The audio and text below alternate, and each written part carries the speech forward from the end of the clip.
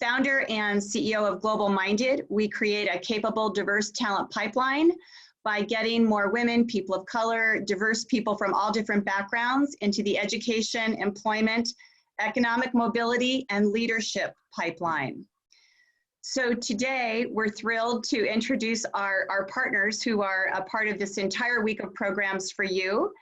And like to share with you the World Academy of Art and Science, Dr. Gary Jacobs, Dr. Mila Popovich, leading their team, and many who you will hear from today. Dr. Erica Dodds and the Foundation for Climate Restoration. You may have been part of that segment yesterday. And then the Denver-based Alliance Center working on programs that are able to be community shared out. So it is a pleasure to also share that we have other programs you can be part of this week. And these are some of the other segments. So you can hear from Dr. Gary Jacobs moderating tomorrow, Steve Schuth, and some other folks as the week goes on. And we will wrap this week with some incredible students who will be sharing how their leadership is going to take us forward. So it is my pleasure to now introduce the moderator of today's panel. His name is Kevin Cassidy. He is the Director and Representative to the Bretton Woods and Multilateral Organizations for the ILO Office of the United States. And Kevin has over 33 years of international development experience.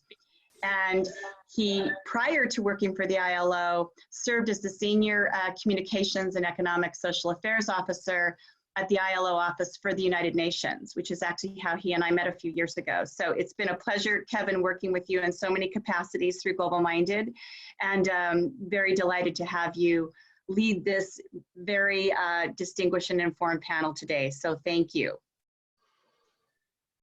Very much. Dear colleagues on the panel and those who are joining us virtually today, we are celebrating Earth Day through this webinar. This panel will be speaking about global leadership for a sustainable planet. It comes at a unique time where the rapid spread of COVID-19 has basically caught us in a very vulnerable state. We see the fragility of our systems, and we need to be prepared for the future. How do we prepare for that with a new economic, social, and political paradigm, and how leadership will transform the different levels so that we could have global solidarity. Just very quickly on the ILO and sustainability. For the ILO, climate change is a result of human activity, and that activity, for the most part, is work-related. So for us, it is logical that the world of work plays a key role in finding a solution to these pressing issues. Climate change, the damage to infrastructure, the disruption to businesses, destroying jobs and livelihoods has been well demonstrated, and we are being confronted with these challenges on an unprecedented scale. Adding to that, this pandemic, we see how our systems need to be improved.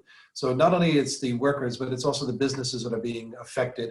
And then more particularly, it is the poor, self-employed, the informal, seasonal workers who are often lacking social protection and limited alternatives to income, who are mostly affected by climate change as well too. So we need to do our best to ensure that the world does not have to choose between a job creation and preserving the environment.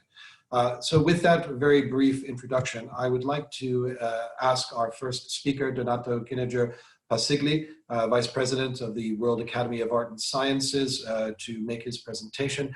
And Donato, can you speak a bit about not only the work that you're doing, but this specific project, which I thought was very interesting, on global leadership in the 21st century? Donato, the floor is yours. Thank you, Carol, and thank you, Kevin. It's so nice to see you again after some time. Yes, the World Academy first. The World Academy, as you may know, the World Academy of Art and Science is a scientific organization that stands for human dignity and for equitable development. But the real peculiarity of this organization is the integrated perspectives. The fact that we have members from different scientific areas, from different scientific interests, and that we try to generate original ideas.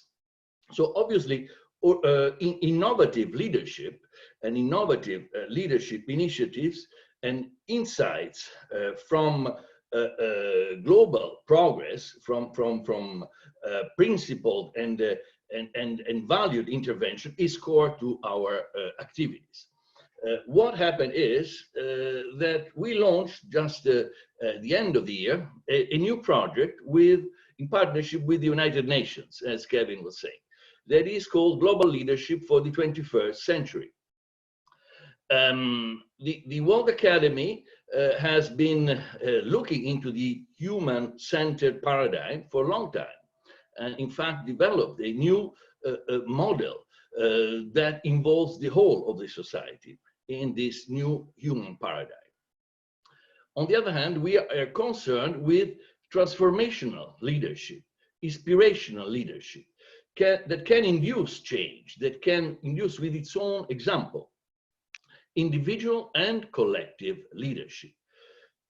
Kevin, when we think of contemporary leaders, very often the rhetoric is there, but what is missing is the example, as we all know.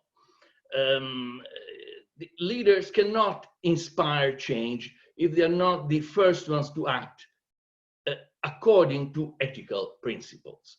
And this is what we see that is not happening very often. So we need leaders that can empower, inspire, understand aspirations of people, maybe less concerned with leaving no one behind, as no one really is ahead to begin with. But we have to have an understanding of the interdependencies, as the World Academy is trying to do, to understand the context. This particular time is even more important than asserting a universal truth. So the World Academy, as I said, is running this project with the United Nations and with many organizations that are represented today in this conversation. By the way, Earth Day, as far as I'm concerned, we should have another Earth Day every day. And probably this is the modality, the modus operandi that we should find from now on. I mean, really be mindful of the fact that we are interconnected and that we have to leverage resources together, concentrating, focusing on the present and future of Earth and its inhabitants. So the novelty of this project is proposing alternative structures, bringing the examples, showing the way, and creating a positive vision for the future, contributing to even an emerging new civilization. So all this must be done, reaffirming the primacy of the individual over technology and maintaining our personal freedom. The project with the United Nations that is over 1 year has a research component, so all these elements are being researched. A large partnership has been built, and we will have a conference, probably, I would say, because we don't have the certitude at this very moment, we will have a conference in Geneva on 27 and 28 of October to bring about the results of our consultations, of the discussions we are having, as the ones that we're having today. In the meantime, we have decided that the particular situation that is in front of us obliges us to confront the new aspirations and the new critical problems that emerge out of the pandemic. So the discussion is online, but also in a way to inspire the leaders and inspire the leadership principles that we want to bring about through this discussion. So we will have from the 15th to the 20th of June, a dedicated session, again with you, Carol, and many others, to look into the characteristics of this new world that we are building together and how we are responding to this emergency and what are the needs of the society, of the whole of the society, as I was saying. Let's look at the pandemic consequences, as I see it, you know, in the immediate sphere. If I may go on, Kevin, or you prefer that I pass, I continue? I continue. So this late wake-up call for humanity, the pandemic, left us really breathless, but gives new impetus to our resolution to adopt alternative models. As this day after that we are already approaching, we cannot afford to go back to business as usual. I'm sorry, I think I've been stopped. I've been stopped. Am I still on? You're still on, Donato. If you can close with that, and then we can transition to our next speaker, please. Maybe, I think we have a problem with the computer. I don't see anything.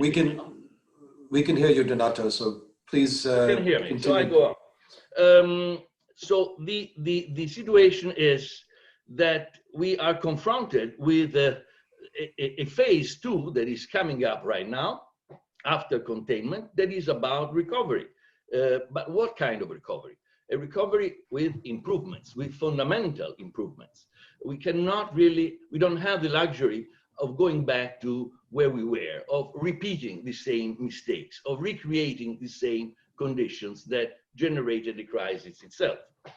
So we have also unintended consequences of the coronavirus spread that had some positive effects, like reduction of carbon dioxide emissions in large cities.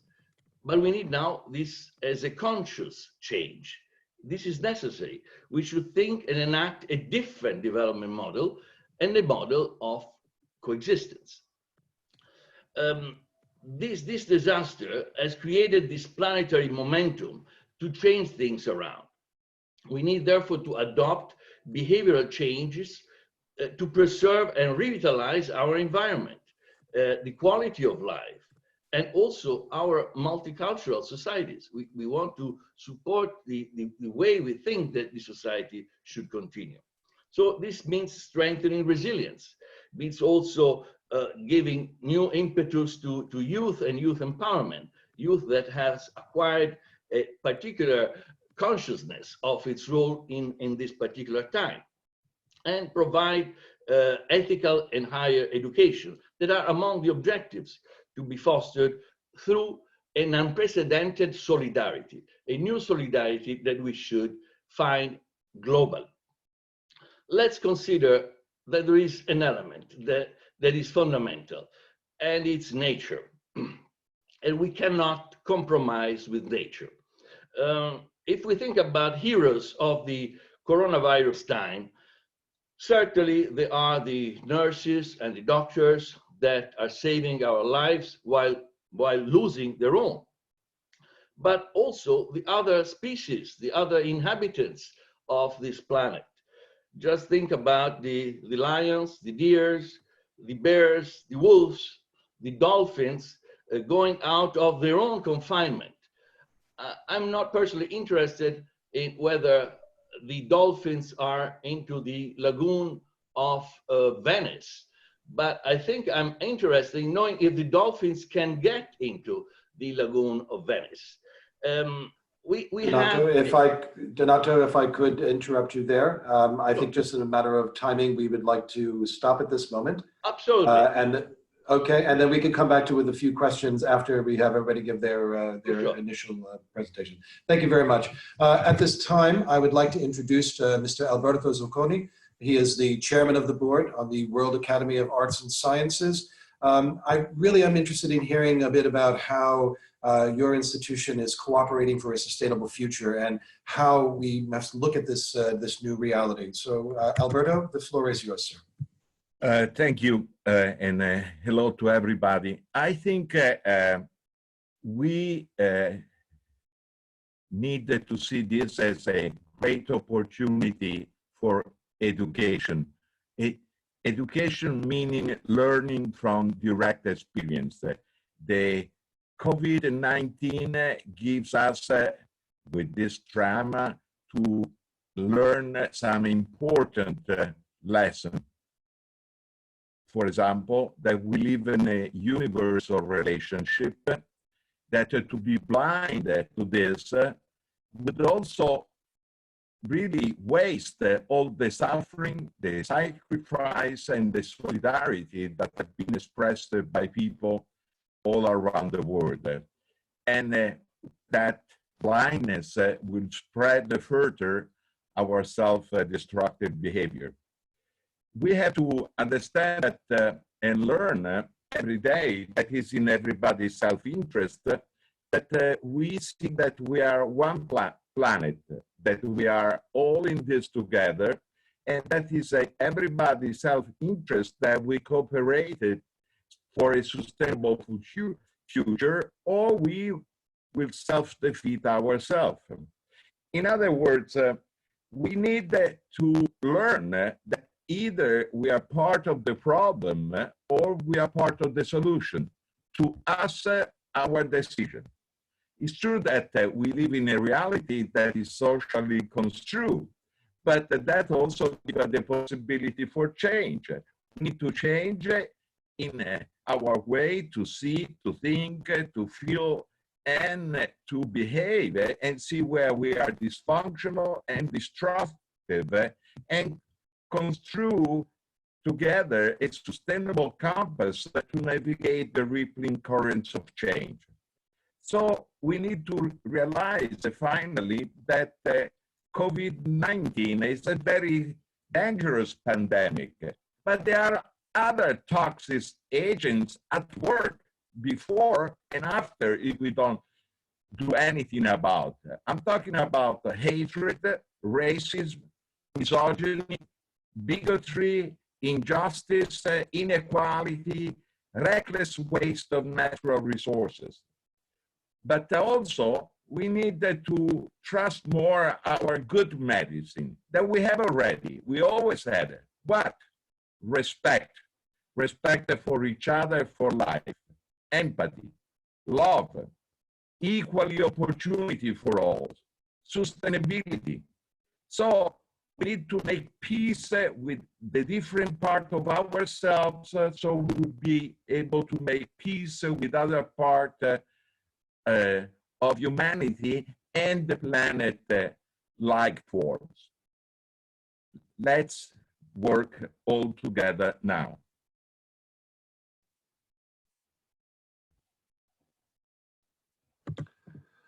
Great. That was a very good and concise statement. I appreciate that very much. And the focus on inequalities, I think, is quite important.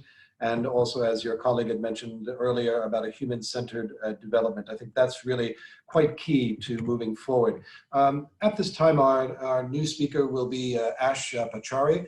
Ash is the senior mentor of Protect Our Planet movement. Ash, I'd like to hear a bit more about these opportunities that we face and how do we construct a new model of development moving forward? Sure. Thank you so much. It's a pleasure to be here. Thank you very much for the opportunities. I'm delighted to meet all of you, and I'm thrilled to see everyone well and healthy. And thank you very much. These are indeed unprecedented times, and I think the topic that we're addressing here today is crucial. I know a lot of key things have already been flagged by our previous speakers, and I don't want to repeat them, but I do want to emphasize a few things. What I want to say is, you know, as we think about the fact that the virus certainly offers us an opportunity to learn and to have a lesson that we can pick up and move forward, and I hope move in the right direction. And in saying that, I also want to say that I think what we want to focus on is that we do have a window of opportunity during which we can make a change and hopefully have things to look forward to. But at the same time, we have to recognize that a lot of the situation that we're facing is a consequence of human action. And we know science has very clearly indicated that we're in a pandemic age, that, you know, the particular COVID-19 pandemic that we're facing is as a consequence of, you know, the spread of infection, which is from animal to human. And it isn't just a coincidence. It is the fact that over the last 4 decades or so, we have devastated the planet. We have literally wreaked havoc with 3/4 of our land-based environment and 66% of our marine resources having been extensively altered by human action. And I think this was flagged rightly so, you know, in the previous address, which is that we do have, along with the current pandemic, a series of pandemics other than those that are health related, which are social and economic and psychological and mental health, and livelihoods. So what I want to focus on also is that we do need to think about addressing these issues, which clearly, with this pandemic we are going to face, and we already are. But I think the ramifications of this will only become really evident as we get out of this lockdown period. But we can already see mental health, for example, is a huge issue already.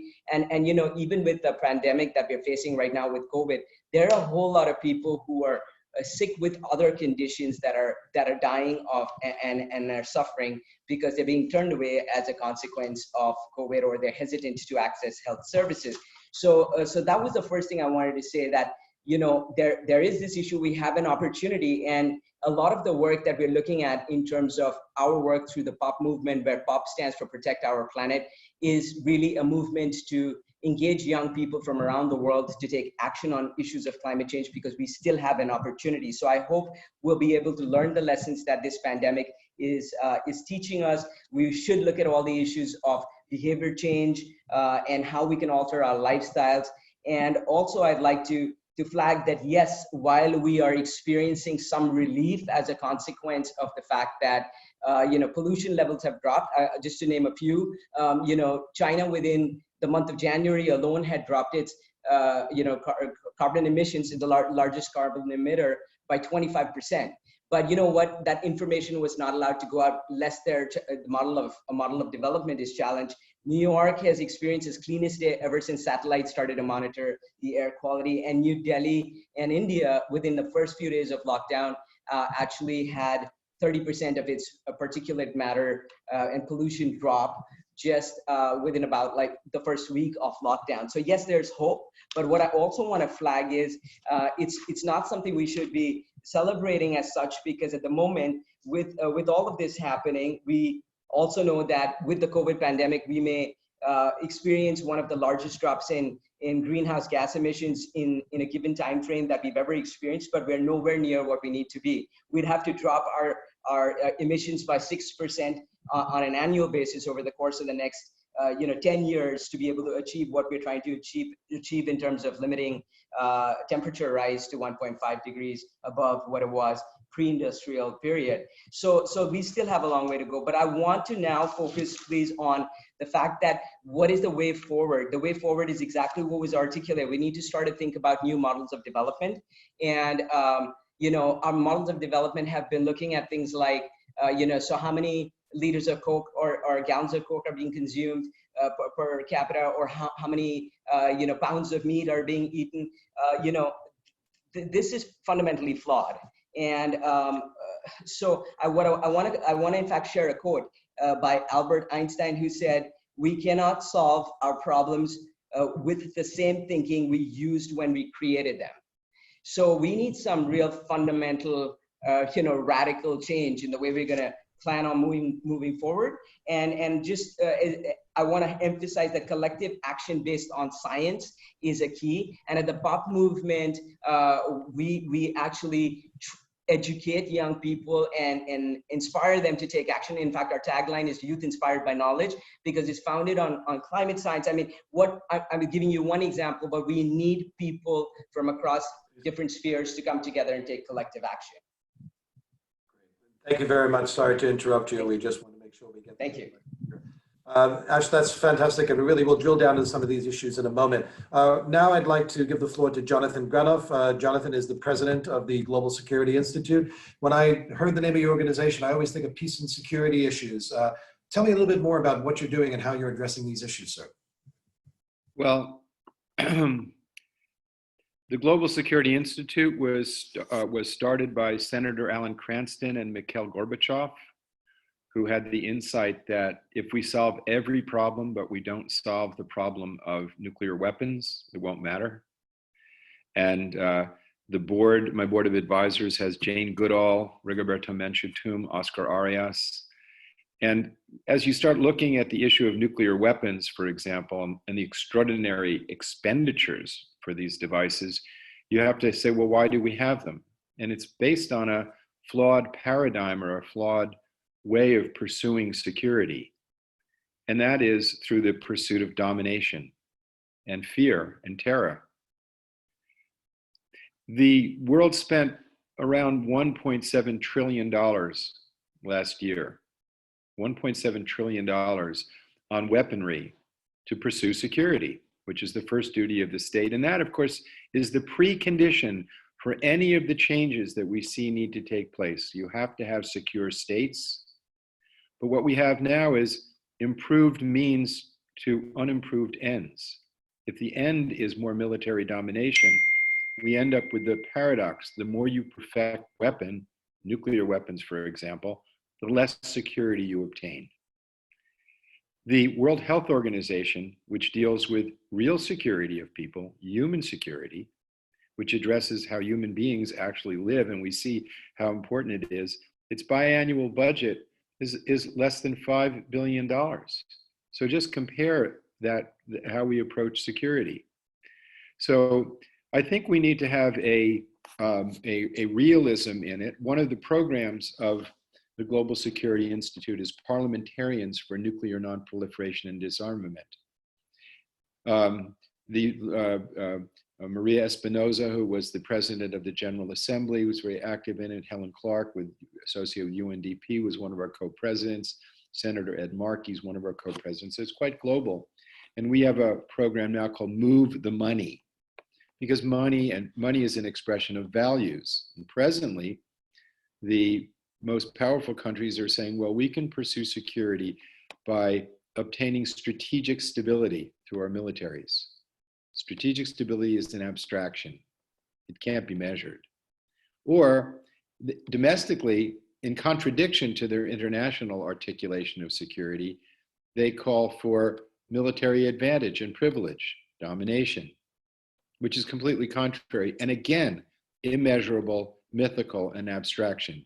Military advantage did not prevail in Vietnam.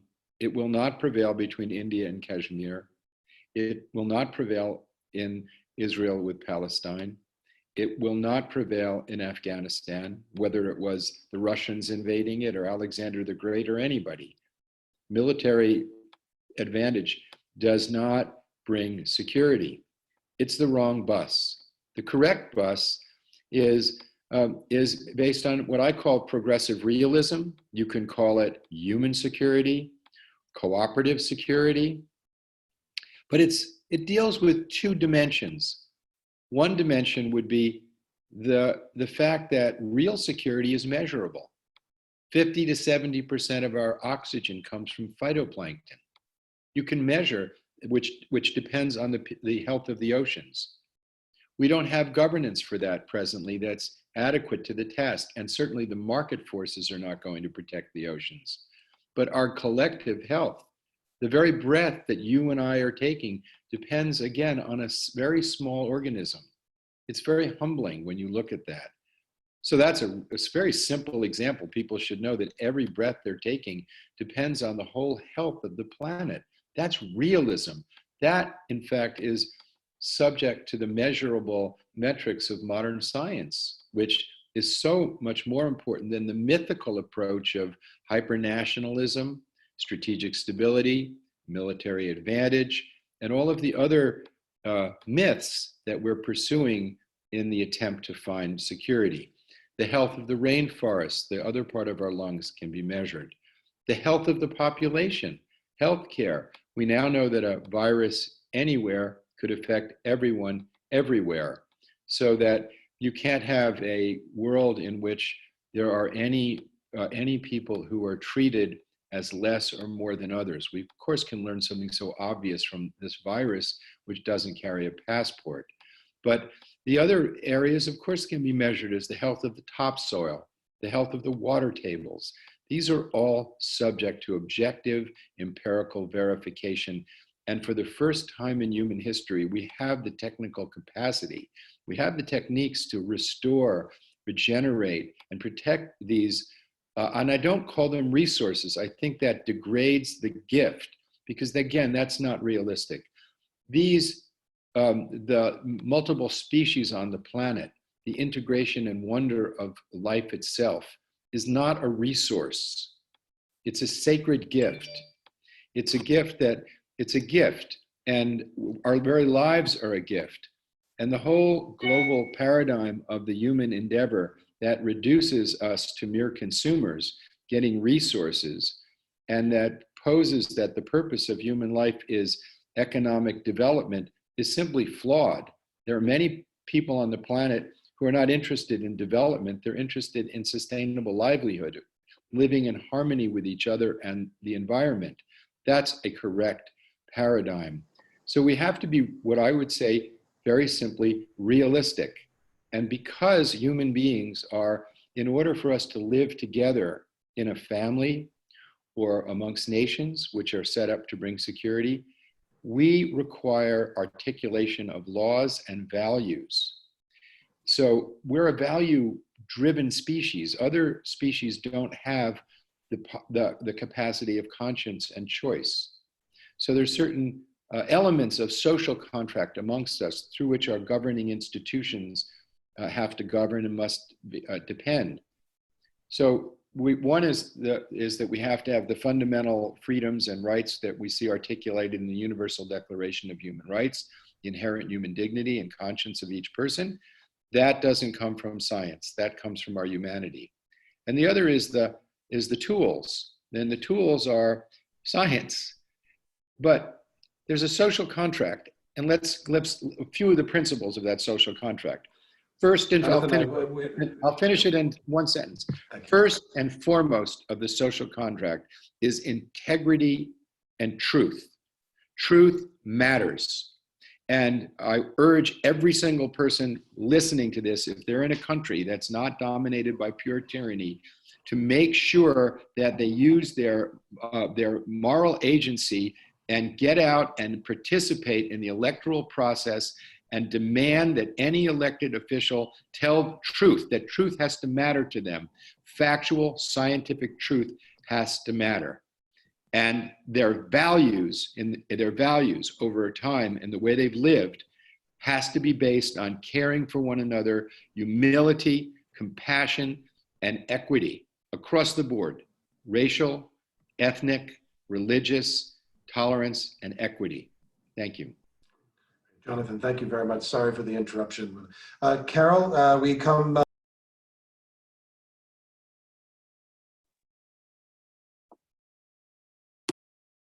Kevin, you're muted. You're going to put your mic on. Sorry. Here we go. Thank you very much. We are now come full circle back to Carol. Carol is the President CEO of Global Minded. I've been very lucky to work with Carol. Carol, please discuss with us what you mean by addressing the equity and also assisting those who will be our future leaders. Sure. So Global Minded is focused very much on students in particular who are not from what we say in the United States, the zip codes of access and connections and equity. And so many of their parents, many of their grandparents, some of the people who have raised them in foster care are some of these people right now through COVID that are at the intersection of environmental justice, health justice, and social justice. And what we know is that those in society that struggle the most are disproportionately impacted by COVID-19. So many of these talented people are in some of the lowest wage jobs. They live near, landfills and incarcerators, petrochemical plants, refineries, many of these things that promote ill health. And that's a big reason why we have seen that the death rate among African American and Latinos in many parts of the world, but especially in the United States, we have a disproportionate connection to that. So these areas are also the most vulnerable for other climate issues like national disasters of floods and other kinds of issues for which people are often least prepared to deal with the aftermath of those kinds of things. So there's a couple of people that I'd like to bring up their research, because if ideally they could be with us today, they would really enrich our perspective. One is Dr. Clyde Yancey, who I just heard on the news this morning, who's done a lot of research on the ethnic breakdown of the people in our nursing homes. And the other is a person whose research in Houston was in 1970, the year that Earth Day was launched. And his name is Dr. Robert Doyle Bullard. He's at Texas Southern University, and he's written many books, but one of them is called The Wrong Complexion for Protection.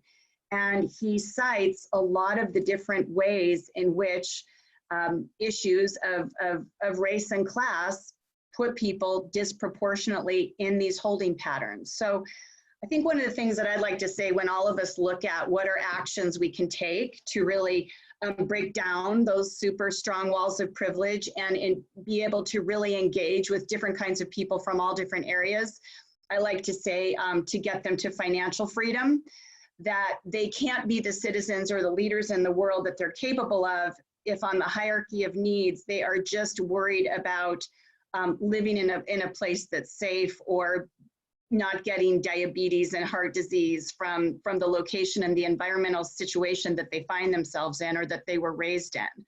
So I think in our work, we can really look at who are the different kinds of people that have to be at the table for these major levers of access and equity to really move. And that means all of us working with very different kinds of people than the kinds of people who are typically in the lanes that we work with, which are often people who were raised like us or have the same kinds of background and advantages that we have. And I think that that is something really for our collective groups that are coming together around Earth Week.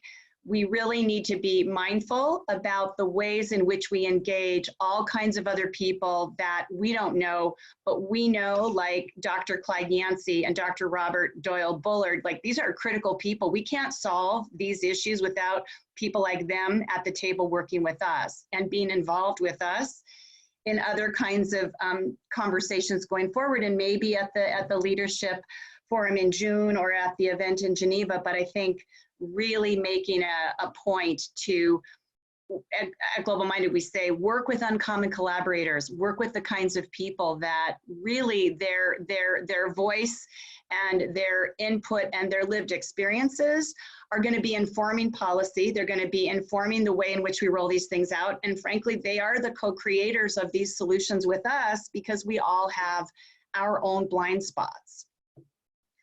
So I won't go on because I know a lot of we got some other great questions, Kevin, and insights, but I think, you know, net, how can we get more women, people of color, underrepresented, all those kinds of people at the table so that we're solving effectively for all people because all different kinds of people are with us and involved. Thank you very much, Carol. That's excellent. At this time, I would open up the floor to the audience. If you can send your questions in via the chat function.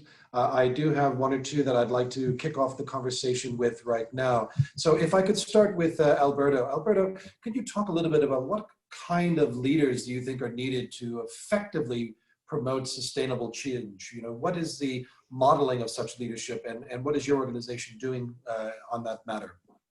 Yes. First of all, leaders that are part of the solution and not the problem.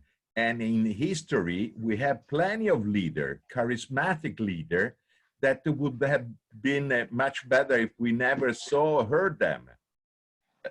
Hitler and Mussolini were great leaders. I don't think they did a good job. So we need people that are leaders and charismatic, but that their strength is to be person-centered leader, people-centered leader, community-centered leader, culturally centered leader.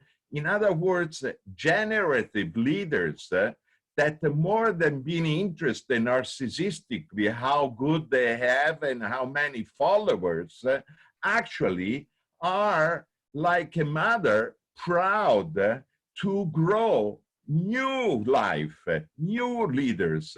And we need the leaders that foster the grassroots leadership from all the different stakeholders, and they have a vision, not mechanicistic and just on their expertise, but see the connection, not only between people, but also for every aspect of the planet. So in other words, life affirming, generative, sustainable leaders. Thank you.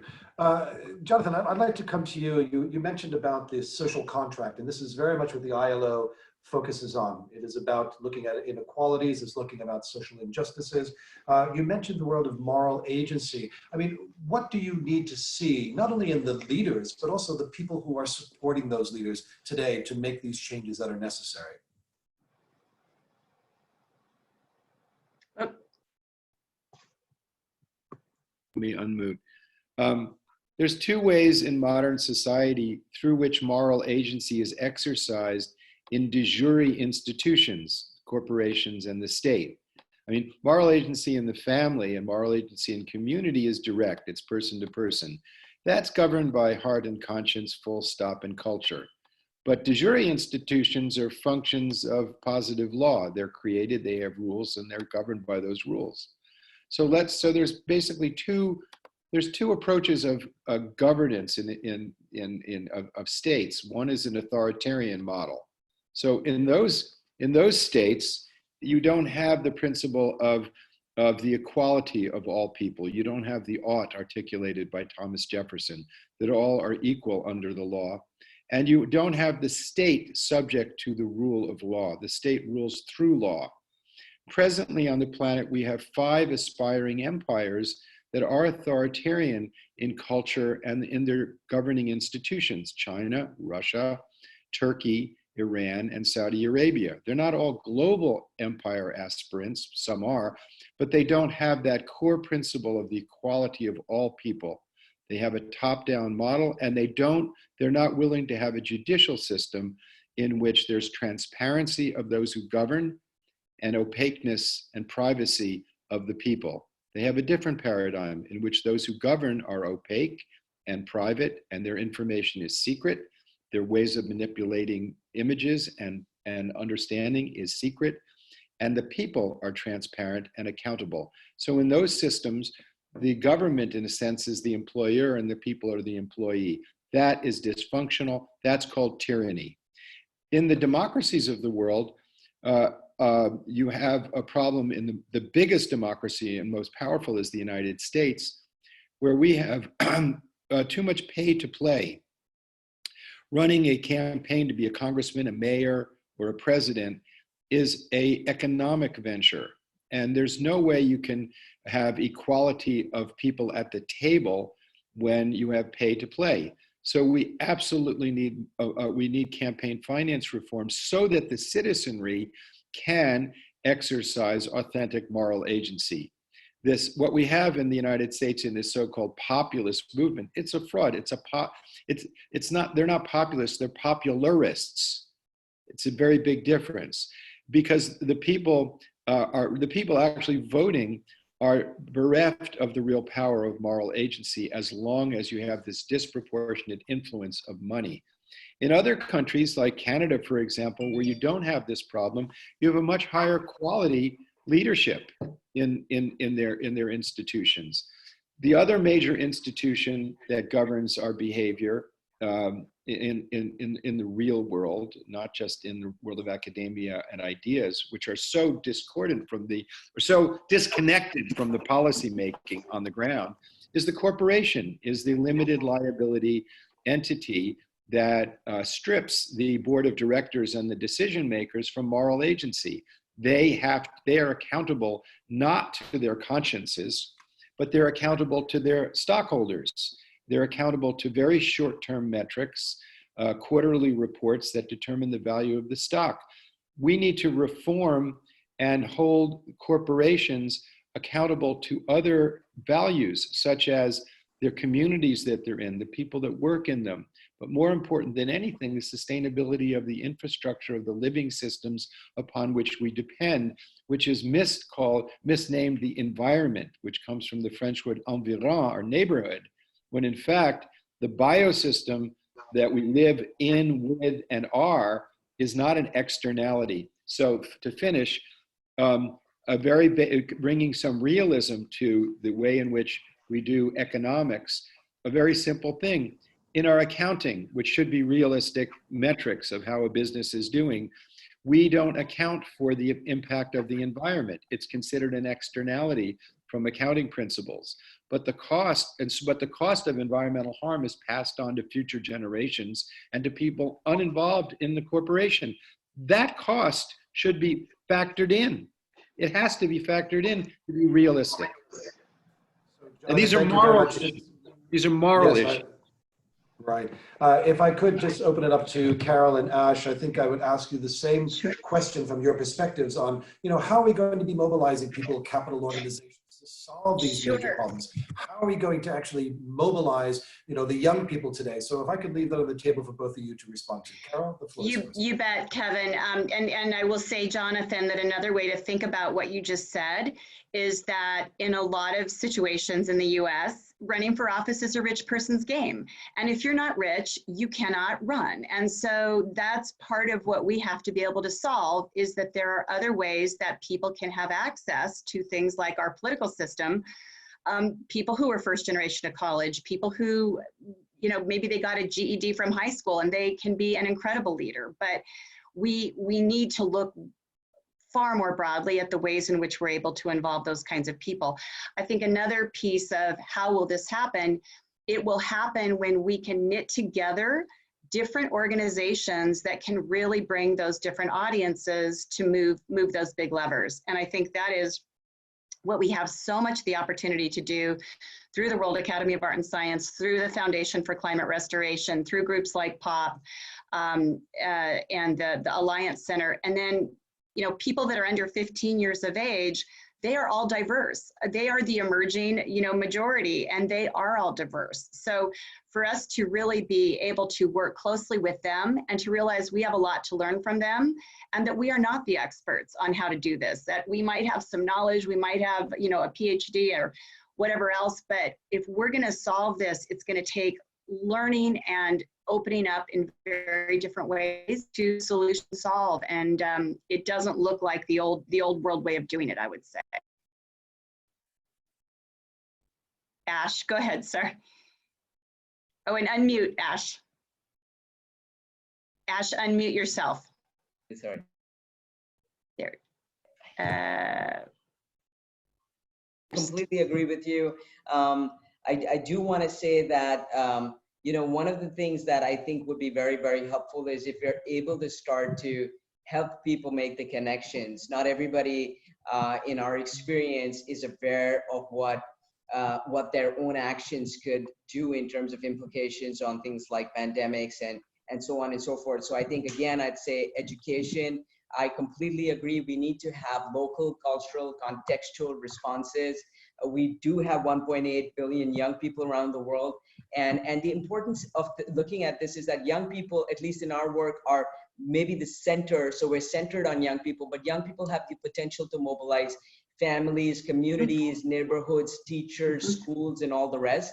And I would say approaches matter. If you were to work with a ground up participatory approach, the important thing is to find sustainable ways of life, but sustainable solutions to this through communities, because going top down and telling people that the answer to this might work sitting in the building that I'm sitting in, but might not work for my neighbor.